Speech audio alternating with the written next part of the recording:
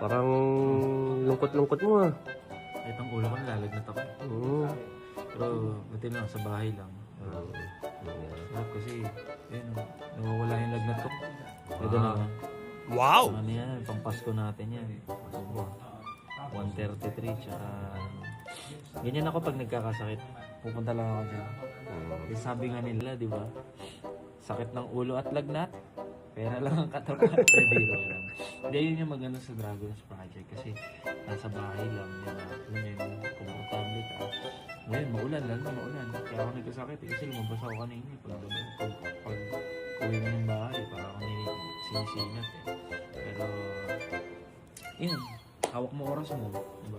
Isipin mo, 30 minutes lang per session. Pwede kang kumita. Ito, kinita ko to be honest. Hindi lang isang linggo yun.